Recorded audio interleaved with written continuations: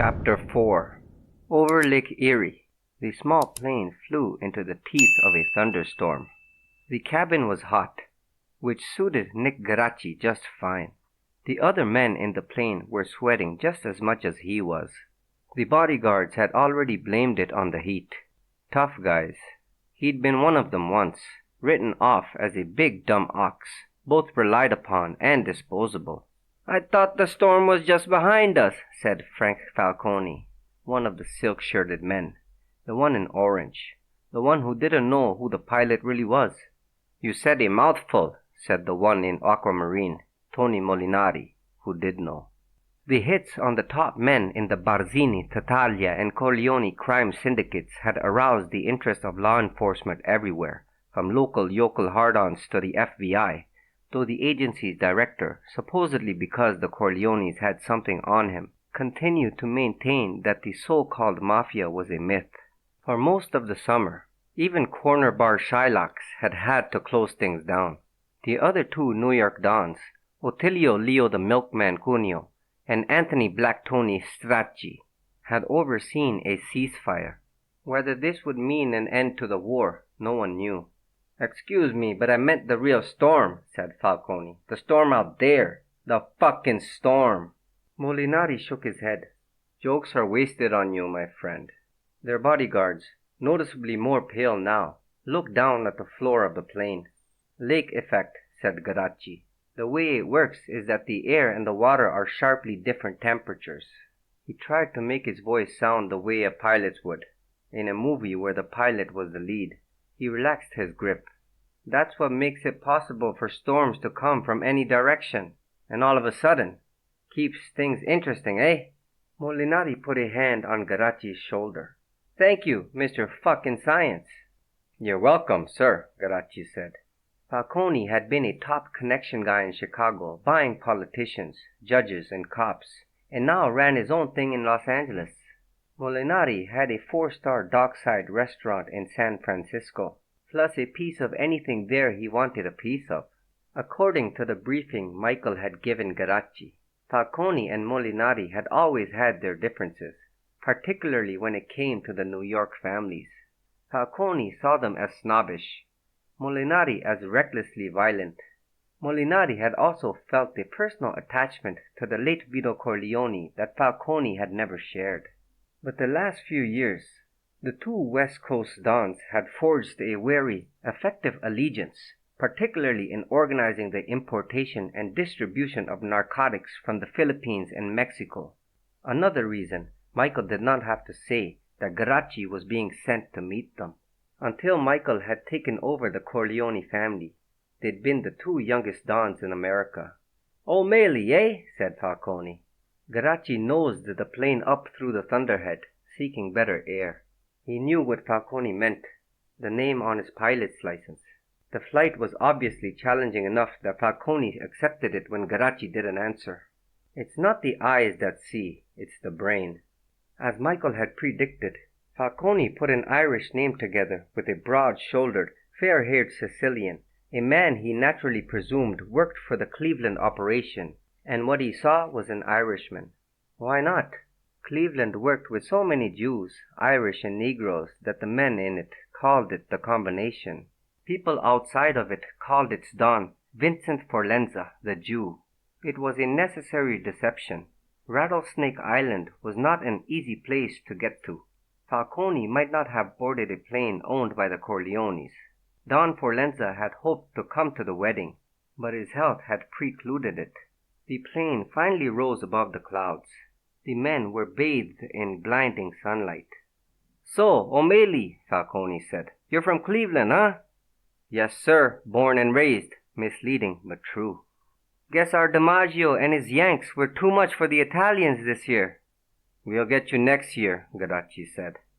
Molinari started talking about watching DiMaggio play for the San Francisco Seals and how even then he was a god among men. Over the years, Molinari had made a bundle fixing Seals games, but never once the whole time DiMaggio had been there. "People have these ideas about Italians. Am I right, O'Malley?" "I'm not sure I have any ideas at all, sir." "We gotta se cacasangue," Falcone said. Pardon me? Garachi said, though he knew full well what the word meant. Smartass, said Falcone's bodyguard. Wise guy, eh? Said Garachi, in the manner of Curly from the Three Stooges. Molinari and the two bodyguards laughed. That's pretty good, Molinari said. Garachi obliged him with a perfect nyak laugh. This, too, amused everyone but Falcone. The conversation was sporadic, inhibited by the bumpy flight and the name on Garachi's pilot's license. They talked for a while about restaurants and then about the tidal flight at the Cleveland Armory that they were planning to attend tonight instead of going to Vegas to see Fontaine, an invitation-only show, courtesy of Michael Corleone, to kick off a Teamsters convention. They talked, too, about the Untouchables, which they both liked, though partly because they found it funny.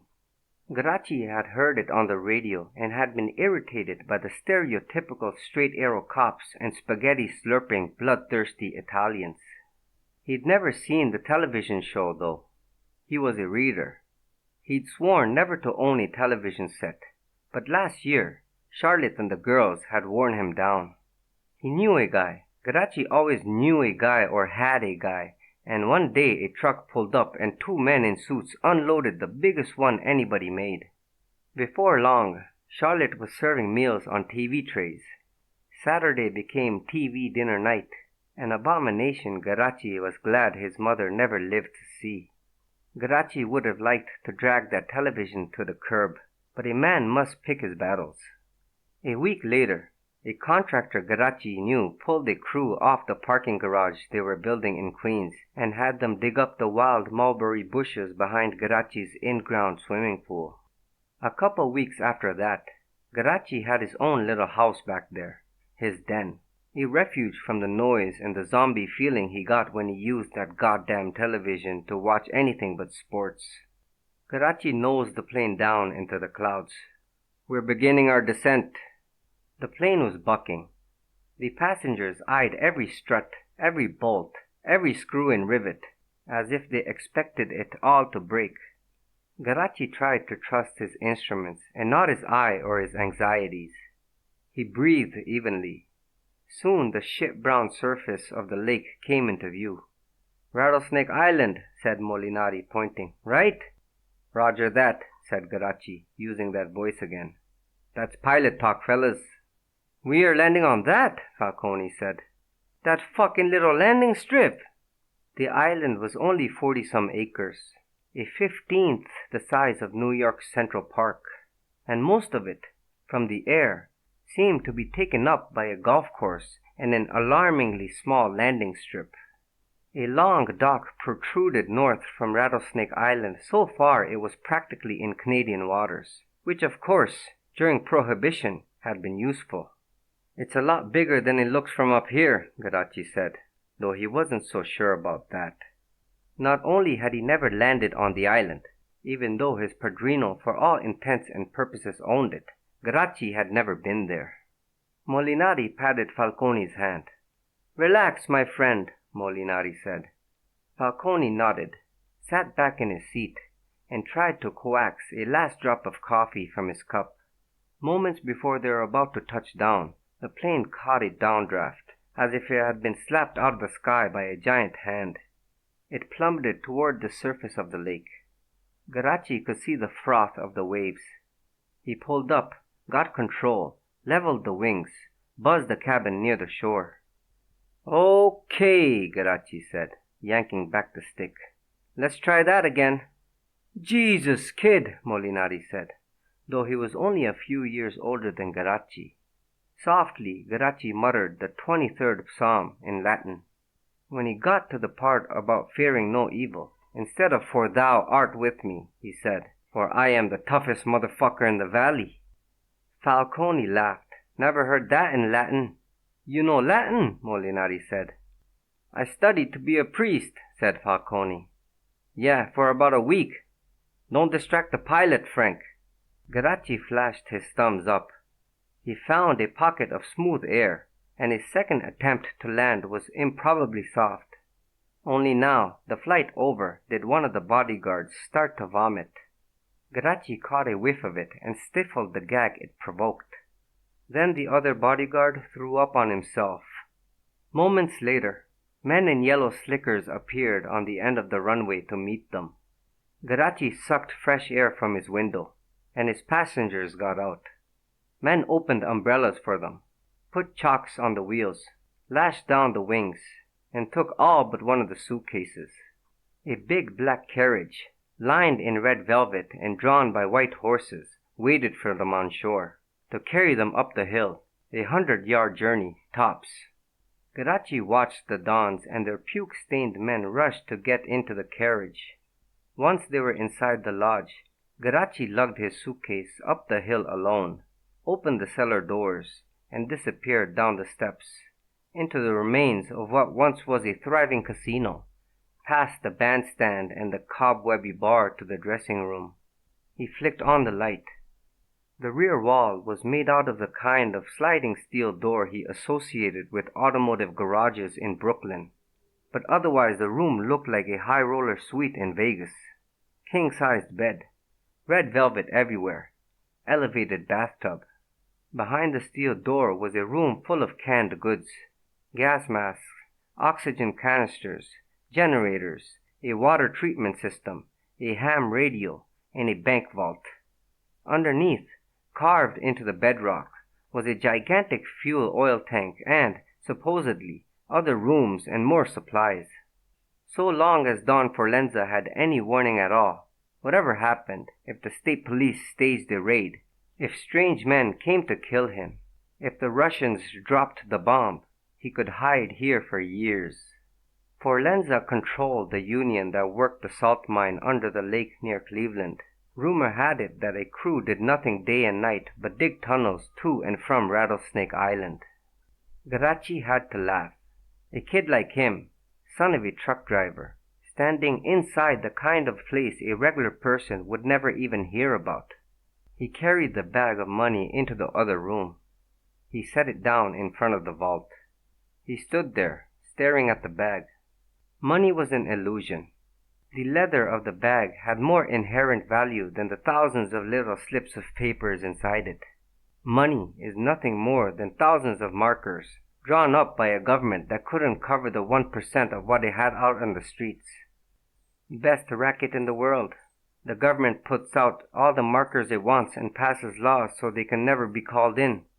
From what Garachi understood, those slips of paper represented a month's worth of the skim from a Las Vegas casino in which both the Corleones and Forlenza had points, along with a sizable gift in consideration of Don Forlenza's hospitality and influence. Those stacks of bills represented the labors of hundreds of men, reduced to scrip, to wampum, exchanged for a negotiating power of a few, the actions of fewer yet.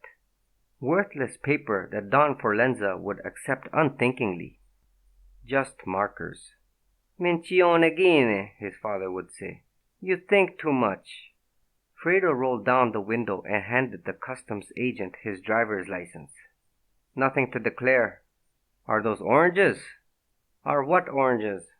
In the back seat, on the floor there. Sure enough, there they were. A mesh bag of Van Arsdale oranges. They weren't his oranges per se.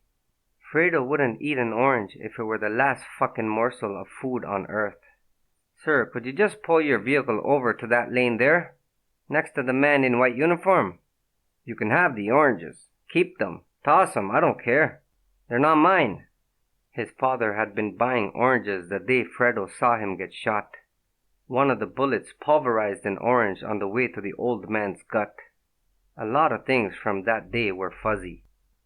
Fredo remembered fumbling with his gun.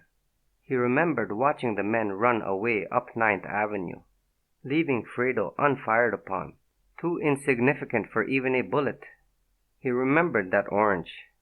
He did not remember failing to check to see if his father was dead and instead sitting on the curb weeping, even though the picture of him doing so had won the photographer all kinds of prizes. I forgot they were even there. Mr. Frederick, the agent was studying Fredo's driving license. It was under a fake name, Carl Frederick, but it was real, right from the Nevada DMV. How much have you had to drink this morning? Fredo shook his head. Over there, huh? By that guy? Yes, sir. If you will, please. Two men dressed like Detroit cops were making their way toward the man in white. Fredo pulled over and reached around to the back seat, grabbing the yellow shirt and draping it over the whiskey bottle. The man in white asked him to please step away from the car. This was more or less exactly how it happened to his brother Sonny. If this was a setup and they were there to kill him, the only chance he had was to reach under the seat, right now, get his gun, and come out of the car shooting. But what if they were real? In which case he'd have killed a cop or two and might as well be dead, though Mike had gotten away with it. Think. Sir, said the man. Now, please. If they were for real and they found the gun there, he'd be arrested. Which someone, probably Zalucci, could fix. No way to get rid of the gun now, anyway. Fredo palmed one of the oranges. He opened the door and got out slowly. No sudden moves. He flipped the orange to the man in white and braced himself for death. The man just stepped aside. The cops grabbed Fredo by the arms before the orange hit the ground. Shouldn't you fellas be Mounties? Fredo's eyes darted, looking for the men with Tommy guns. You're coming into the United States, sir. Please come this way. You know, that car, Fredo said. It's Mr. Joe Zalucci's, who, as you probably know, is a pretty important businessman in Detroit. Their grip loosened, but only a little. They took him behind the roadside A-frame customs building.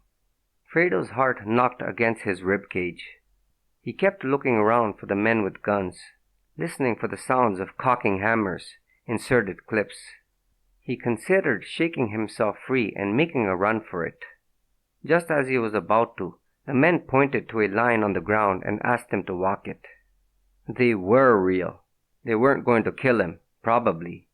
Mr. Zalucci is kind of eager to get his car back, Fredo said. With your arms out like this, sir, said one of the cops. He said out in that funny Canadian way. That accent always struck Fredo as comical. Sure you're not a Mountie? Fredo asked, but he did as he was told. So far as he could tell, he walked the line perfectly, but these jokers were unimpressed. They had him recite the alphabet backwards, which he did perfectly. He looked at his watch. If you fellas give me your names, he said, I'm sure Mr. Zalucci would be happy to make a donation to your retirement fund or something. Whatever he does, I'll do too. Each man cocked his head, the way dogs do. Fredo was getting the giggles. Is something funny, Mr. Frederick? Fredo shook his head. Betrayed by his own nerves, he tried, literally, to wipe the smile from his face. Nothing was funny. I apologize if I misunderstood, sir, one of them said. Did you offer us a bribe? He frowned. Wasn't the word I used donation? That was the word, all right, said the other one. I think Bob thought you were proposing a sort of quid pro quo. A cop learns some lawyer words. He gets assigned to cream puff duty at the border. Cream puff duty. The thought forced the corners of his mouth up, though he was furious at himself, not amused. Cream puff. Not Fredo Corleone, who'd knocked up half the showgirls in Vegas and was on his way back there to take care of the other half. He took a deep breath. He was not going to laugh. I don't want no trouble. I don't want to assume anything, but, and here he had to fight the giggles again, did I pass the test or not? They exchanged a look. The man in white came around the corner of the building. Here it comes, Fredo thought. But he wasn't carrying Fredo's gun. Instead, he had that wet, mangled piece of paper, the handbill spread out on a clipboard, dabbing at it with a handkerchief. Mr. Frederick, he said, can you explain this? What's that? Fredo said. Which was when he remembered. He left his gun back in the room. I never seen that.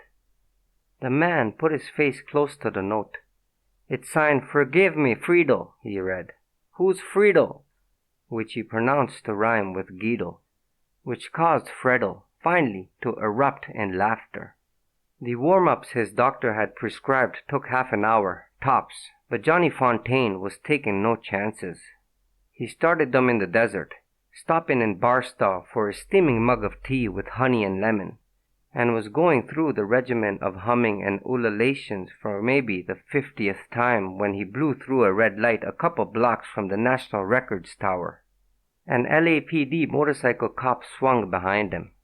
They came to a stop together, near the back entrance of the building. Phil Ornstein, second in command at National, stood alone at the curb, pacing, smoking. Johnny ran his fingers through his thinning hair, grabbed his hat from the seat beside him, and got out of the car. "Take care of this," Johnny said, jerking a thumb toward the cop. "Will ya, Philly?" "Got that right." Phil put out his cigarette. "We thought you were driving down here after your midnight show. There's a room at the Ambassador Hotel we paid for and you never checked into." The cop took off his helmet. "You're Johnny Fontaine," he said, "aren't you?" Without breaking stride, Johnny turned, flashed a $1 million grin, made his fingers into six-shooters, winked, and fired off a few imaginary shots. Phil, on his way to talk to the cop, stopped, sighed, and ran his fingers through his hair. "The wife and I loved your last picture," the cop said. It had been a western, a real piece of shit. As if anyone would believe a guy like him on a horse, saving decent folk from desperados. Johnny gave the cop the autograph he wanted, right on the back of his ticket pad. "Making records again, huh?" the cop asked. "Trying to," Johnny said. "My wife always used to love your records." That's why none of the record companies in New York would give him a contract. No singer who'd ever been more popular with women than men, said So Pezzonovante at Worldwide Artists, had ever managed to change that. But what Johnny hated even more was the past tense. Not loves, but used to love. Movies were fine, though even now, with his own production company at an Academy Award, currently swaddled in his daughter's toy crib at his ex's house, the people who ran things out here still made him feel like some dumb guinea who crashed the party. The long waits on the set bored him silly, and he'd had enough of smartasses calling him One-Take Johnny. From here on, if he could get the right part, swell, but he was moving on. It just wasn't where his heart was. He wasn't really an actor, not really a hoofer, not really a teenster idol, or even a crooner. He was Johnny Fontaine, saloon singer, a good one, and, if he gave it his all, which this contract with National gave him the chance to do, maybe one of the best who'd ever lived. Maybe the best. Why not? It's hell when the person you know you are isn't the person people see when they look at you. Not that he was going to say anything. You don't say anything bad to or about anyone who's been loyal to you. "What's your wife's name?" Johnny asked. "Irene. You and Irene ever get over to Vegas?" The cop shook his head. "We've talked about it. You've got to see it to believe it. Look, I'm at the castle in the sand all month. Classy joint. You want to come? I'll get you in." The cop thanked him. "Fucking guy," he said to Phil in the elevator up to the studio. "Bet he pulls over all your talent, huh? Bet he's got an autograph collection that'll fill a garage. You're a cynical man, Mr. Fontaine. Loosen up, Philly. You're too serious." Though Johnny caught sight of his own mug in the shiny steel walls of the elevator, and he looked nothing if not serious. He took off his hat, ran his fingers through his hair, and replaced it. "Everything all set?" "For over an hour now," Phil said. "There's just one thing. Hear me out, okay?" Johnny poker-faced him and said nothing, but he'd listen. It was Phil Ornstein who, after every other major label had passed, had given Johnny a 7-year contract. For lousy dough, but so what? Dough wasn't an issue. It was Phil Ornstein who had insisted that Johnny Fontaine's voice was back, and his public image as a boozing, brawling thug was both unwarranted and would only enhance sales. "I know you wanted Eddie Niels for musical director, and if that's what you really want, fine, we'll try it." Johnny hit the stop button on the elevator. Eddie Niels had arranged and recorded Johnny the last time he had had any hits. Johnny went to his house and wouldn't leave until the old man gave him an audition right in his marble-floored hallway, among statues of eagles and naked people. And, When Johnny overcame the shitty acoustics and sounded like a little bit of something, Eddie had finally agreed to work with him again. "You're telling me Eddie's not here?" "That's what I'm telling you," Phil said, tapping his gut. "Bleeding ulcer. Had to go to the hospital last night. He'll be fine. But he's not here." "He's not. Right. Here's the thing, though. He was never our choice for you anyhow." That Phil was classy enough to say "for you" instead of "for your comeback" wasn't lost on Johnny. "You always wanted the other guy," Johnny said. "The kid. Trombone man." "Yes, Cy Milner. He's not a kid. He's 45 years old. We took the liberty of hiring him to write a couple new charts." Milner had been a bone man with Les Haley, but after Johnny had left the band, they'd never met. "Since when? Since yesterday?" "Since yesterday. He works fast. He's a legend for the fast working." "The kid's a legend, and I'm one-take Johnny." "What about the charts Eddie already did?" "We can use those too, either way." Phil ran his hands through the hair he mostly didn't have. He was the sort of man who unconsciously took on other people's mannerisms. "Who do you think I am? Difficult?" Johnny yanked the stop button. "Come on, Philly, I'm a pro. We'll give old Cy a whirl. Try some things. See if we can kick up a little magic, eh?" "Thank you, Johnny. I always liked a Jew with manners." "Fuck you, Johnny." "And guts." Johnny got off the elevator and strode down the hall toward 1A, the only studio big enough for the string setup he wanted. He burst through the doors and made a beeline to the gray-blonde man across the room. He had on a British tweed suit and horn-rimmed glasses, one lens so thick that it made the eye look funny.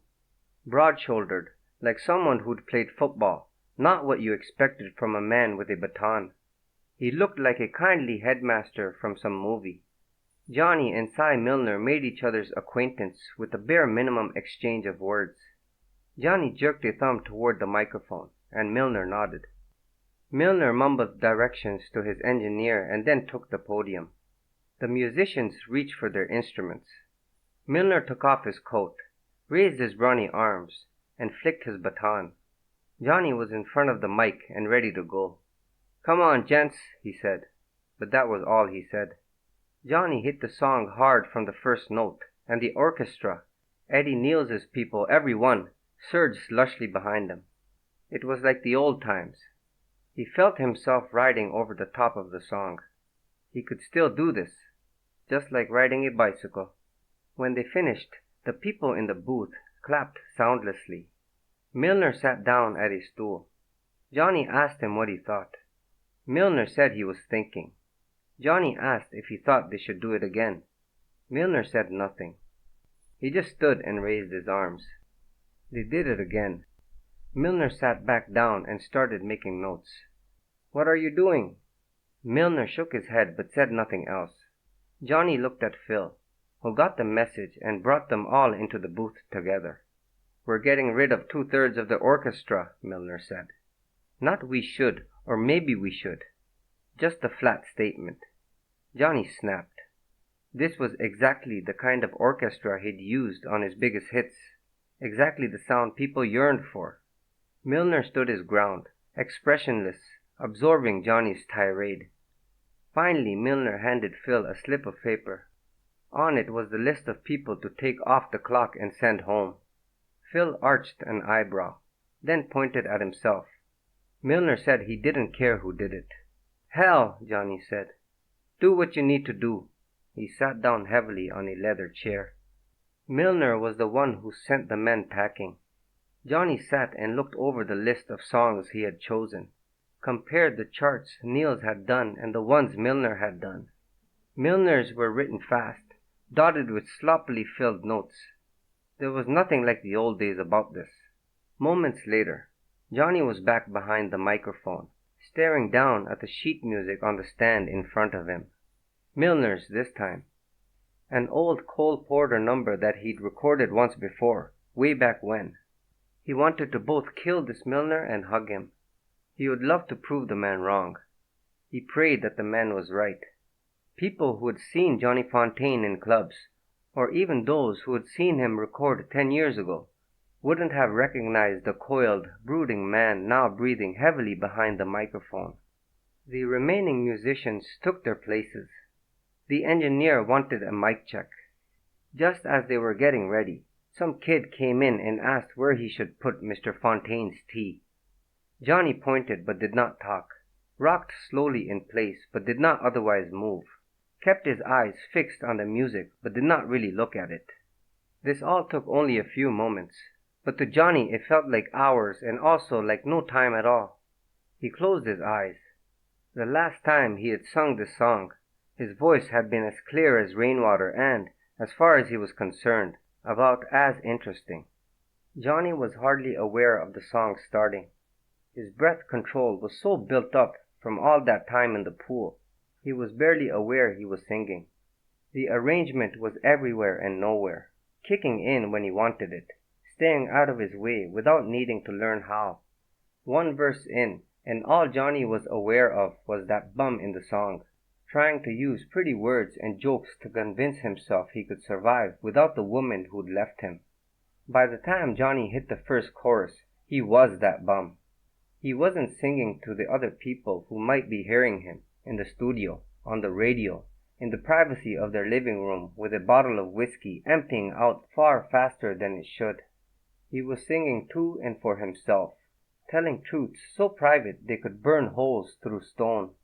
There was nothing that anyone who really heard the music could do except look upon all the pretty words and false fronts lost love inspired, upon all the blame lavished on everyone who did the right thing and left you and despair. The song finished. Milner lowered the baton and looked to the engineer, who nodded. The people in the studio, even the diminished band, burst into applause. Milner headed toward the booth. Johnny stood back from the microphone. He looked around at the smiling faces of all these yes-men. Milner returned from the booth and started repositioning microphones. He said nothing. You'd swear the guy was Sicilian, for how little he said, and how much. No, Johnny said. Thank you all very much, but no. You fellas were great, but I can do better. Let's give it a shot, okay? Milner repositioned another mic. That eighth bar, sigh, Johnny said. Can you do that up like Puccini? Milner fished a wrinkled piece of paper from his shirt pocket, a dry cleaning receipt it looked like, and sat down at the piano bench, noddled around a bit, scribbled a few notes, gave a few brief directions to various men in the band. Johnny wouldn't be working with Eddie Niels any time soon. He had been somewhere, gone somewhere, singing that song, and he could go there again. He was absolutely sure of it, and go deeper, and then do it a dozen more times. He could fill a whole long playing record with songs that took people out of their lives and deeper into them, and, it came to him, in a flash, sequence the songs the way Les Haley did back when Johnny was his singer, only all together on a record, so that everything plays off of everything else, in a way and to an extent that nobody, not even the best jazz cats, had ever quite done before. Phil Ornstein kept congratulating everyone.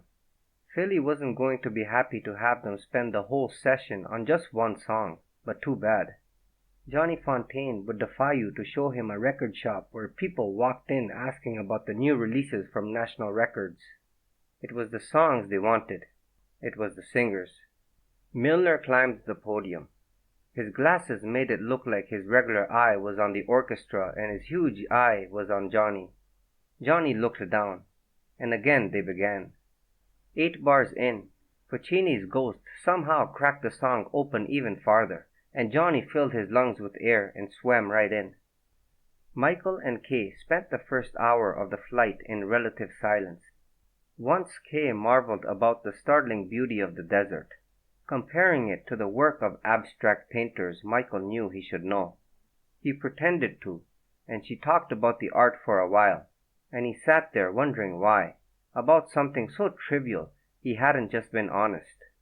Michael asked about the move. Kay considered telling him about the day last week when the Clemenzas had shown up at his parents' old house, which they'd already bought, and found Carmela Corleone standing at the window of her late husband's office, a room she'd hardly set foot in over the years. She was drunk and mumbling prayers in Latin.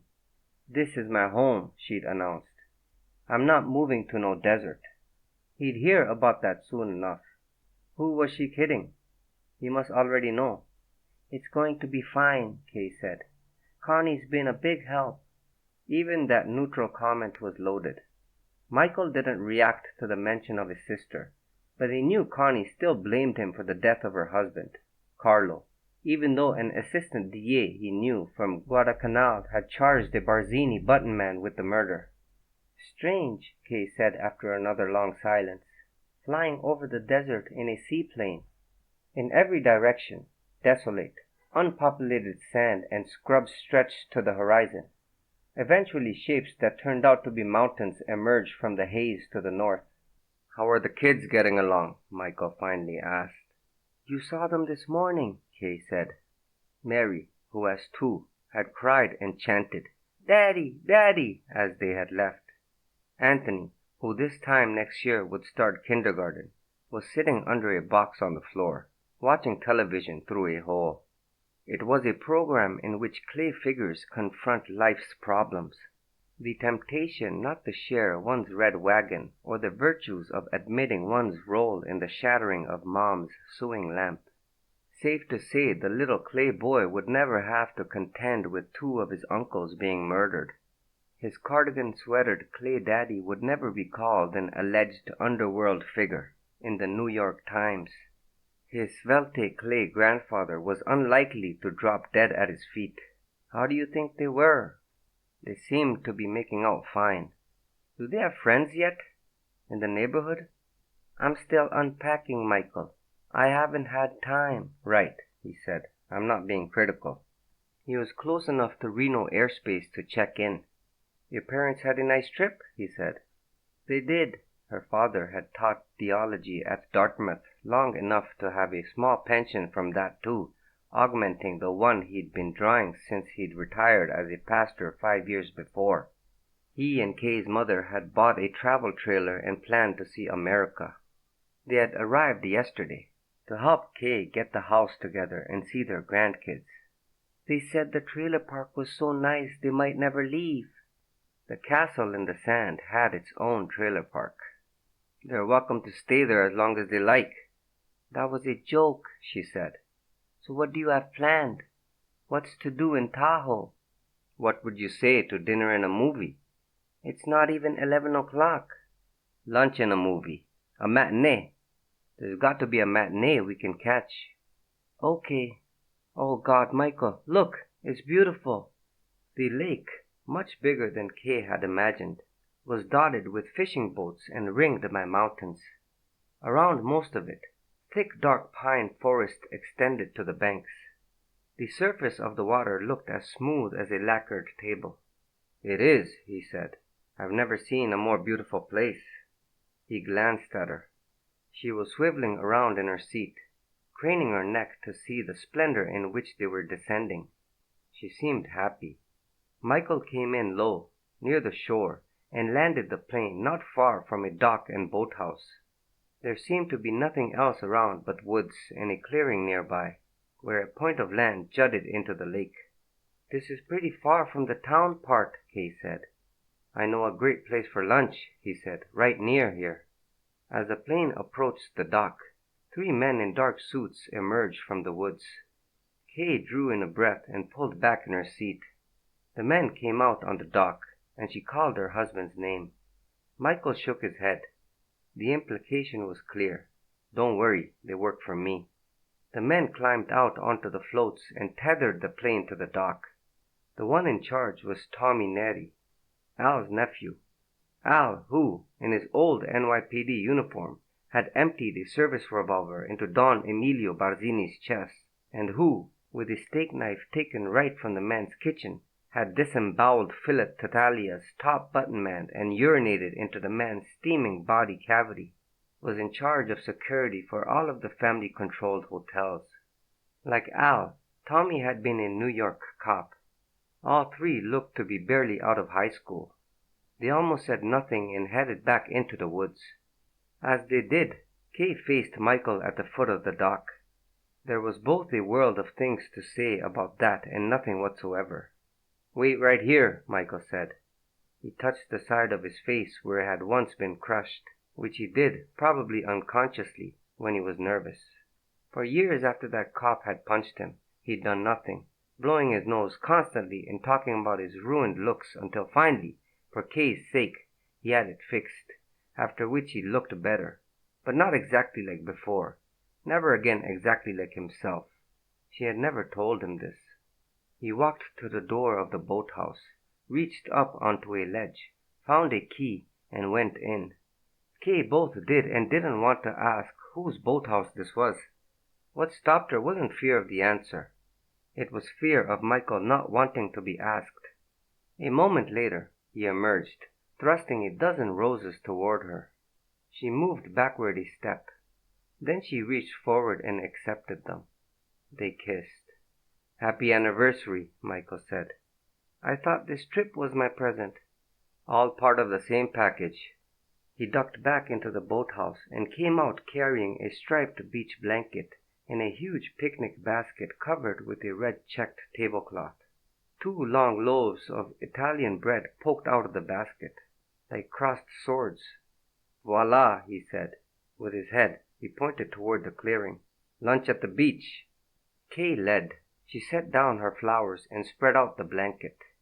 They sat down Indian style, facing each other.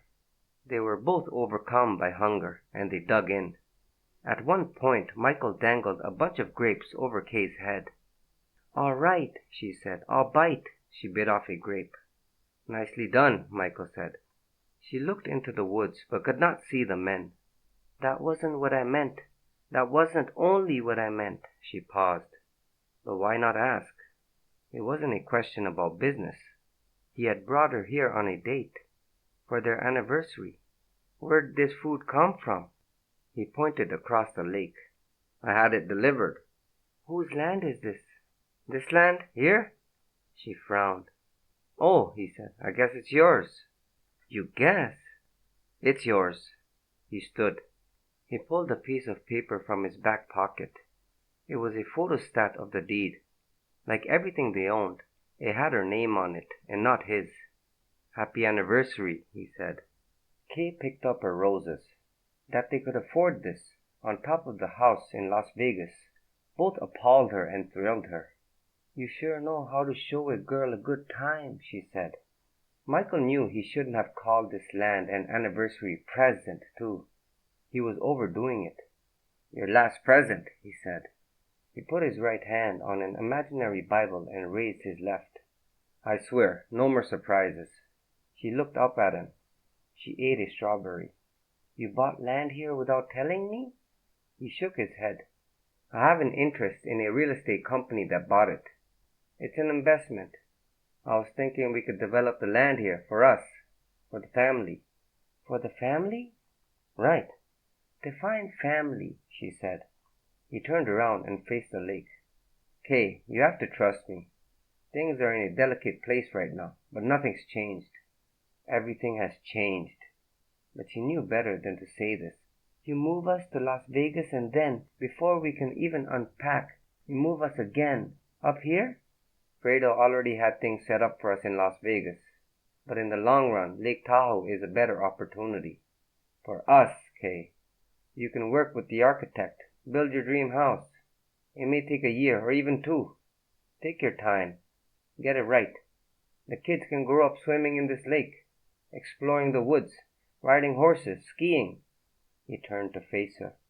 "The day I asked you to marry me, Kay, I said that if everything went right, our businesses would be completely legitimate in 5 years." "I remember," she said, though this was the first time they had spoken of this since then. "That still holds. We've had to make some adjustments, it's true, and not everything went right. I hadn't counted on losing my father. There were other things, too. A person can't expect everything in a plan that features human beings to go right. But," he held up his index finger, "but we are close. Despite some setbacks, Kay, we are very, very close." He smiled and went down on his knees. "Las Vegas already has a certain reputation. In every version of this plan, We'll retain our hotel and casino businesses there. But Lake Tahoe is different. This is a place that can work for us all indefinitely. We have enough land here to build any kind of house you want. My mother, your folks, if they want. Anybody who wants to be here, there's room. He did not mention his sister or his brother. Kay knew him well enough to be sure this was probably not an accident.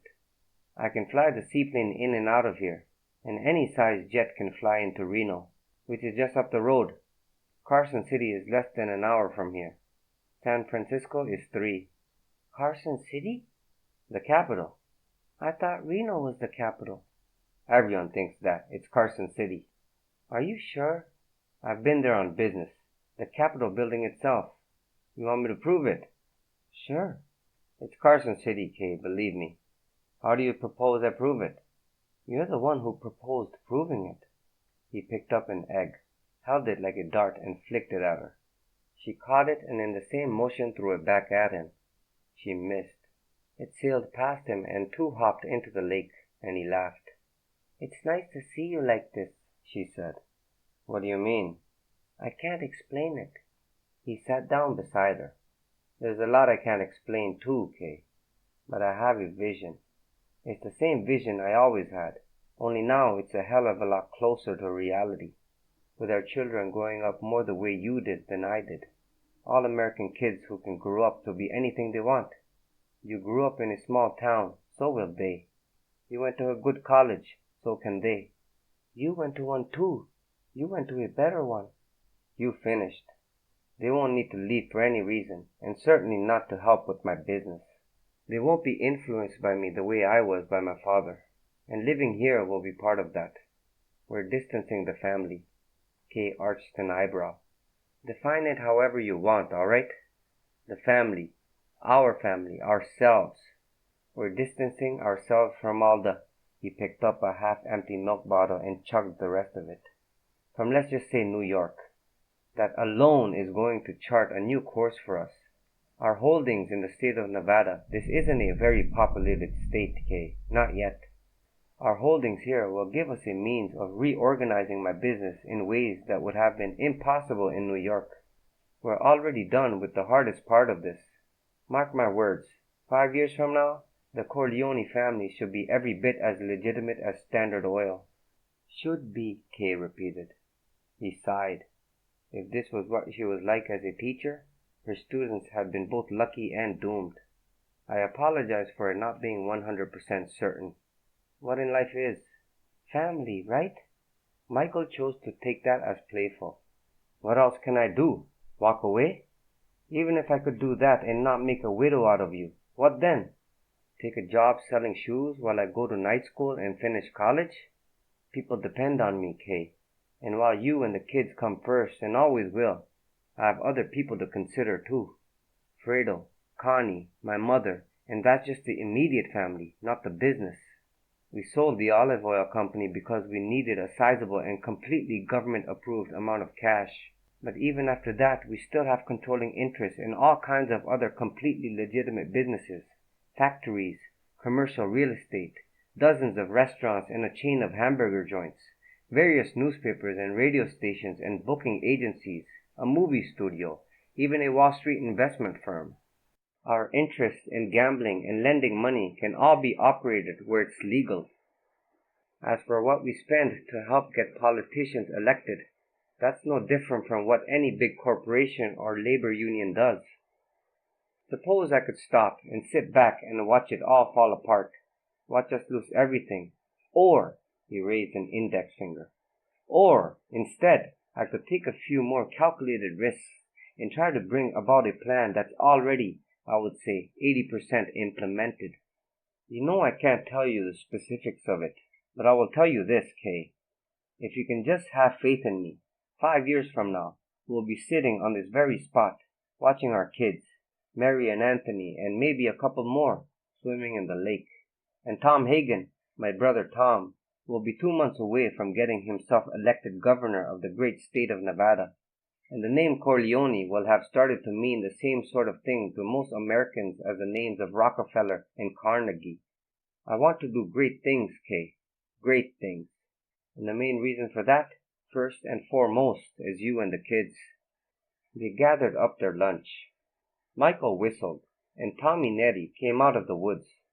He said he and the guys had already eaten, but a snack would be great, thanks. Michael showed Kay into the boathouse. Inside was a Chris Craft, aquamarine with spruce panels. He extended an arm. Kay got in. She expected Tommy Nettie to follow her, but he released the boat and stayed behind. "I was wondering," Michael said, backing the boat out into the lake. "What's the traditional 5th anniversary present anyway?" "Wood, which reminds me." She pulled a card out of her purse and handed it to him. "Really?" he said. "Wood?" "Really," she said. "Open that."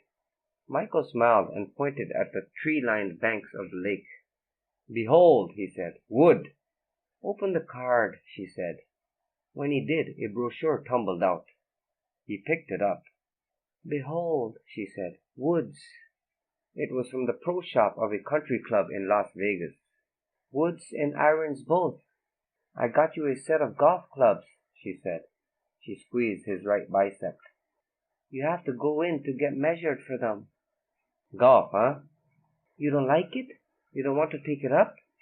"I do," he said, rubbing the side of his face. "It's perfect. Golf, like any all-American executive. I love it, I do." Michael put the boat into gear, and they started across the lake to town.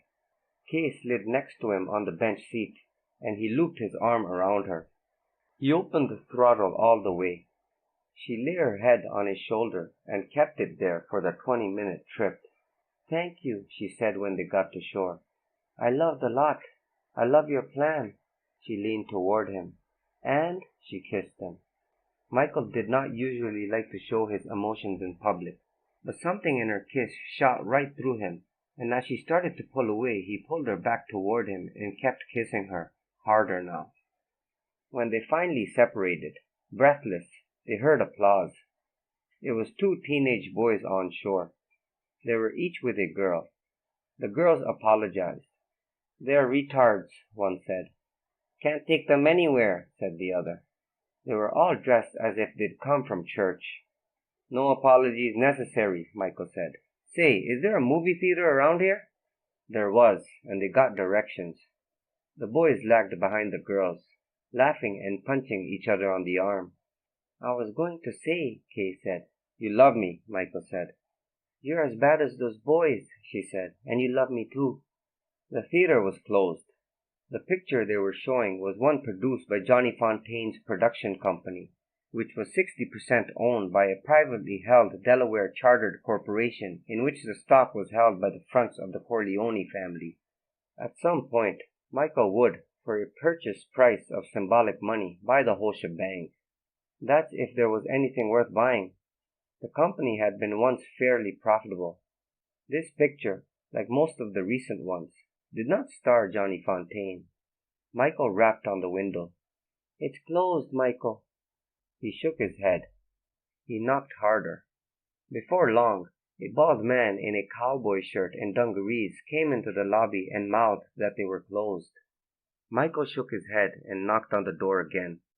The man came to the door. "Sorry, mister.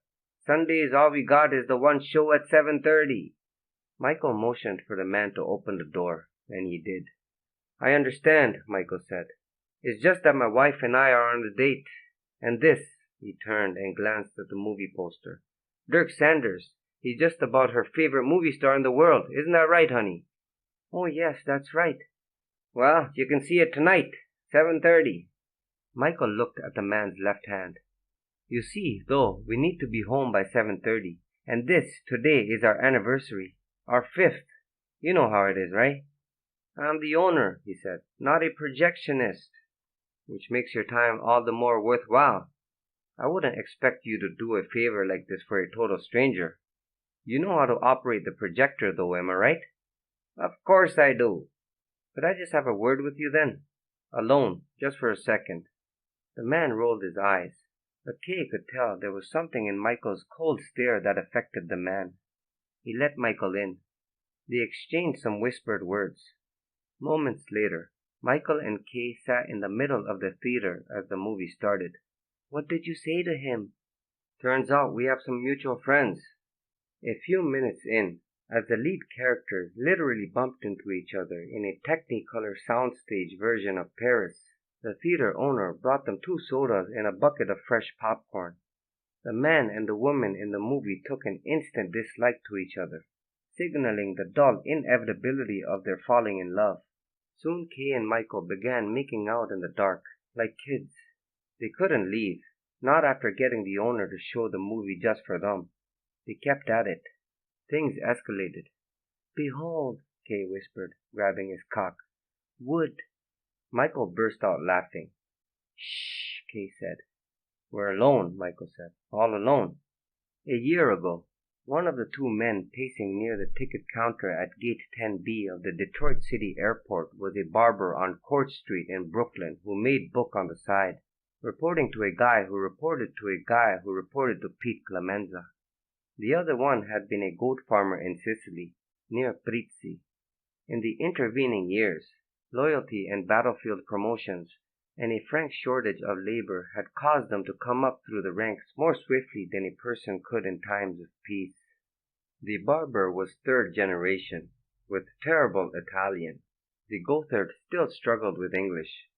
Their flight to Las Vegas was boarding now. There was no sign of Fredo Corleone. The Gothard held a phantom telephone to his ear. The barber sighed and nodded. What choice did he have? He went to a payphone and started dumping quarters into it. Service, said the voice in Las Vegas. Rumor had it that the girls at the phone service, this one and the one in Brooklyn, were nieces of Rocco Lampone's, all of them gorgeous, but no one ever saw them or knew for sure. This is Mr. Barber calling, he said. Yes, sir. And your message, Mr. Barber? Our luggage, he said, has been misplaced. He almost said lost, but lost would have been taken as killed. It won't be on the scheduled flight. Yes, sir. Is that all? Is that all? When Don Corleone hears that Fredo's new bodyguards had lost him in a casino somewhere in the wilds of Detroit, yes, that'll be all. All right. Just say that me and the barber blanked. Goat in Italian was what? He put his hand over the phone. The Goatherd was across the hall, getting coffee. Come si dice goat? La capra, said the Goatherd, shaking his head. As if, growing up on Court Street, the barber had ever seen a goat, had ever had an occasion to learn that fucking word. Mr. Capra and me are looking for it. We hope to be on the next flight out, luggage and all. Yes, sir. Thank you, sir. Sandra Corleone parked her roadmaster wagon on the grass near Francesca's dormitory. Oh, Ma, Francesca said. She slipped into her stylish new raincoat. You're not going to park here, are you? All the other cars were squeezed onto the pavement of the street and the loading zone. I'm sure it's fine, Sandra said, turning off the car and reaching into the back seat to wake Kathy. As if on cue, 2 other cars followed her lead. People have to park somewhere. They opened the gate of the wagon, and Kathy loaded Francesca and Sandra up with boxes, which were all from the liquor store her mother's fiancé owned. Most of the other kids had moving company boxes or streamer trunks. Kathy took only a table fan and Francesca's Bakelite radio. Someone has to get the door, she said. The front doors were wide open. Kathy punched the elevator for them. Already, their mother was drenched in sweat. She set her boxes down in the elevator. I'm fine, she said, too winded to say anything more. She was 37, ancient, and had gained a lot of weight since they'd moved to Florida. I can't believe you're making Ma carry the heavy stuff, Francesca said. I'm not feeling that great, Kathy smirked. I can't believe you're wearing a raincoat. You never know when it might rain, Francesca said. Kathy knew full well it was the dress code. Francesca was wearing capri pants. Female students in anything other than a dress were required to cover themselves. Most, Francesca had been told during orientation, chose raincoats. The dress code probably didn't apply on moving day, but Francesca wasn't taking any chances. She was the kind of person who followed the rules. When they got to Francesca's room, Kathy set down the fan and the radio, flopped down on the bare twin bed, curled up, grabbed her abdomen, and moaned. Francesca rolled her eyes. Because she rarely got cramps, she was skeptical about her sister's ongoing problems with them, but complaining about it was as useless as Kathy was. "Where are the sheets?" Sandra asked. "On the other bed," Francesca said. "Not those." She pulled out a nail file and started slicing open boxes. Francesca made a trip by herself. When she got back upstairs, the bed was made with pink sheets, and Kathy was propped up on the pillows from both beds. The fan trained on her, her eyes closed, a wet washcloth draped on her forehead, sipping a Coke through a straw, listening to jazz on the radio. "Where'd you get the soda?" "The dorm mother came by with them," Sandra said, "to welcome you." "I said I was you," Kathy murmured. Francesca was, for a split second, furious. But it probably wasn't a bad idea. It was just a soda. And as for Kathy's pretending to be Francesca, it was efficient and would hardly cause trouble in the long run. Just like Kathy herself. "Thanks," Francesca said. Kathy waved a hand. "Don't mention it." "I won't. You gonna share that Coke?" "That's Charles Mingus there." "Wonderful. You going to share that Coke?" Kathy handed it to her. "Charles Mingus plays bass. Wild, huh?" Francesca took out the straw and drank as much of the soda as she could, hoping to finish it, but the fizz in her nose overcame her. She handed the bottle back to her sister. On the next trip down, her mother struck her head into the common living room, grabbed a delicate-looking wooden chair, and motioned Francesca down a dark hall to the side door.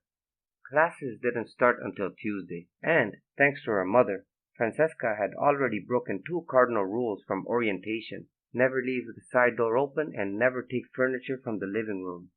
Other girls and their parents immediately benefited from this too, of course. Her mother took 3 heavy boxes and could barely walk. Francesca set her load down on the steps to the side door, waiting for her mother to catch up. "Why couldn't you have gone to a girls' school?" called Sandra Corleone, breathing heavily, pointing with her head toward the next building, where dozens of young men and their parents were moving in. Her mother was a loud talker. "Like your sister is." Her mother's sundress was so drenched with sweat that in places Francesca could see her dark-colored bra and underpants. She was not a slim woman, but her underwear seemed unnecessarily gigantic.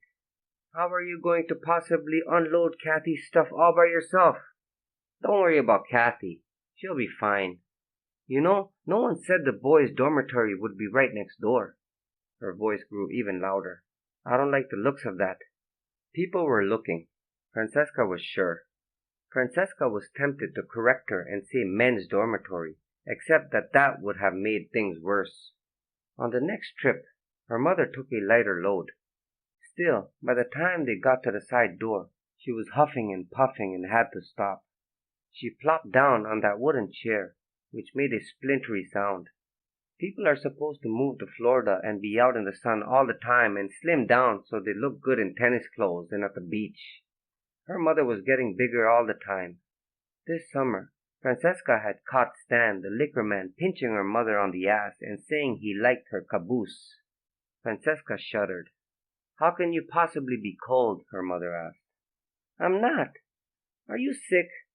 She looked at her mother, who was practically having a heat stroke in that straining chair. "No," Francesca said, "I'm fine." Right next door, her mother repeated, pointing at the men's dorm with her thumb this time. "Can you believe it? Because I can't." Why was she talking so loud? Who knew? "So why didn't you want to go to a girls' school?" She said this loud enough that Francesca was sure people in the men's dorm could hear. "This is a good school, Ma, all right?" She extended a hand to help her mother up. "Come on." When they got to Bernard, Francesca knew all Kathy would hear was, "Why did you have to go so far from home?" Anything Francesca did was found wanting for not being enough like what Kathy did, and vice versa. Before the homecoming dance, her mother had pulled Francesca aside to extol the virtues of Kathy's date, whom she later that night dumped. Then Francesca asked him to the Sadie Hawkins dance. The next day, her mother started listing all the things wrong with him. "He's changed," Sandra said. "Anyone with eyes can see that." Francesca took another trip by herself. It was only then that she noticed how many doors were festooned with Greek letters. Her mother and Kathy had talked her out of coming up the week before, in time for sorority rush. Her mother because she had her heart set on the convenience of making one big hoop-de-hoo car trip, and Kathy because she said sororities were great for wasps, sluts, and dumb blondes, but not for any sister of hers, who had already had a family and who certainly didn't need to pretend she was the sister of a bunch of slutty blonde wasps. Francesca said that since she was rushing, but she hadn't. Only now did it occur to her that the friendship made last week might already mark Francesca as a loser, an outcast, as different. By the time she got back to her room, her mother had opened her boxes and suitcases and began putting things away. She had also produced a small Madonna print and a set of Red Bull horns, neither of which Francesca would leave up after her mother left. "You don't need to do that," Francesca told her. "Bah," Sandra said. "It's no problem." "Really," Francesca said. "I can take care of it." Kathy laughed. "Why not just tell her you don't like her going through your stuff?" "I don't like you going through my stuff, Ma. I go through your stuff at home." "Stuff? I hope this good school here will teach you not to talk like a dirty beatnik. And anyway, what are you trying to hide from me, eh?" "Nothing. Beatnik? And in case you haven't noticed, we're not at home." Sandra looked up as if startled by a loud noise. Then she sat herself down at Francesca's desk and burst into tears. "Now you've done it," Kathy said, sitting up. "You're not helping any." "I wasn't talking to you," Kathy said. And of course she was right. It's not just yawning and laughter that can be contagious. The twins teared up. They began to cry too. They all three huddled together on the bed. It had been a terrible year. Grandpa Vito's funeral, which had been rough on everyone. Then Uncle Carlo's bizarre disappearance. Chip, the sweetest one in the family, getting called a name at school, snapping and breaking the kid's skull with his thermos. Yet there was only one other time the three of them had ever been like this, united, embracing, sobbing. The girls had been in Mr. Cromo's math class. The principal came to get them and took them to his office without telling them why. Their mother was in there, her face red and puffy. She said, "It's your father. There's been an accident." They all fell onto the principal's smelly orange couch and sobbed for who knows how long. Now, sobbing together again, they must have thought of that day too. Finally, they calmed and released their grasp. Sandra took a breath and said, "I only wish—" She couldn't say the rest of it. A sharp knock came at the door. Francesca looked up, expecting this to be the true first impression her dorm mother would have of her. Instead, it was a couple. He in a powder blue suit and she in a poodle-cut hairdo, both smiling and sporting "Hello, my name is" name tags. "Excuse us," said the man, whose name tag read Bob. "Is this room 322? The number was painted in the back of the door. His index finger was actually touching it.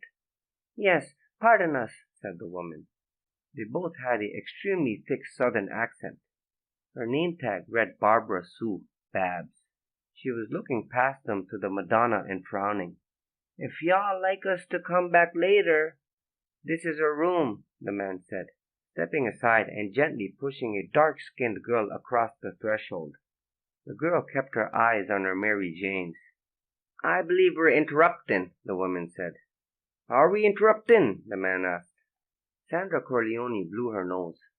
Kathy wiped her face on Francesca's pillow. Francesca used her hand. "No," she said. "No, sorry. Come in." "Fantastic," the man said. "I'm Reverend Kimball. This is my wife, Mrs. Kimball. This is our daughter Susie, with a Z, not short for Suzanne. Just Susie. Say hello, Susie." "Hello," the girl said, and then looked back down at her shoes. We are Baptist," the man nodded toward the Madonna.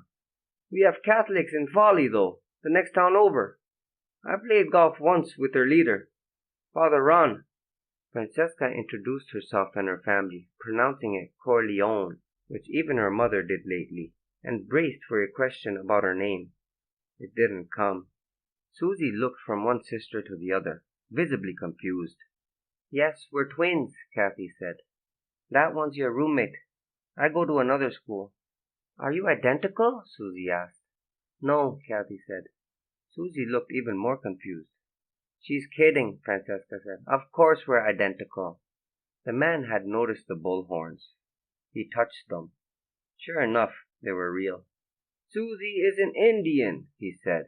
"Like you folks." "She's adopted," whispered the woman.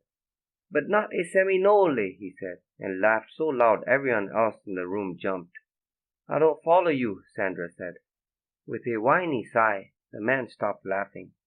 Susie sat at what would be her desk and stared at its formica top. Francesca wanted to give her flowers, wine, chocolate, whatever it would to make her smile. "Florida State," the man said. "They're the Seminoles." He pantomimed, throwing a football. He laughed again, even louder, and stopped laughing, even more abruptly. "Naturally they are," Sandra said. "No, I mean about being an Indian. We're Italian." The man and the woman exchanged a look. "Interesting," he said. "Interesting." "Yes," said his wife. "That's different."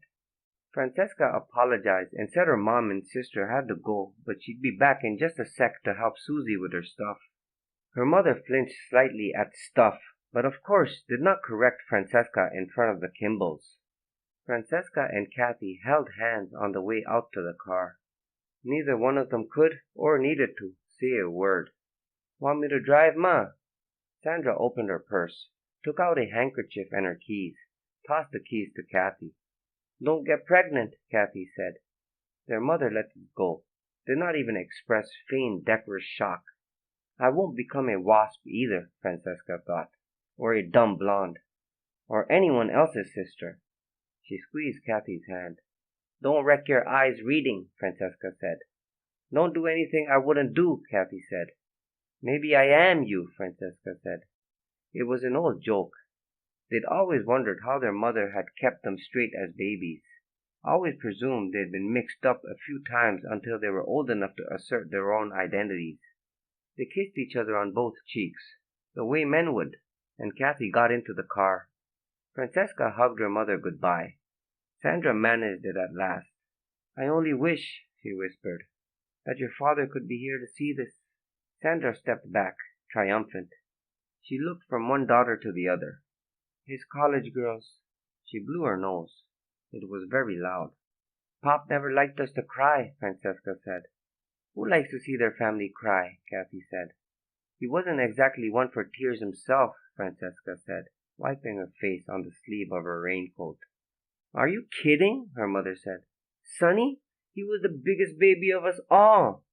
At movies he'd cry. Corny old Italian songs made him blubber like a baby. Don't you remember?" 7 years later, and Francesca was already starting not to. She watched the Roadmaster nose its way through the clogged, narrow, palm-lined drive. As the car pulled around the corner, Francesca silently mouthed the word goodbye. She had no way of knowing this for sure, but she'd have bet her life her sister did the same.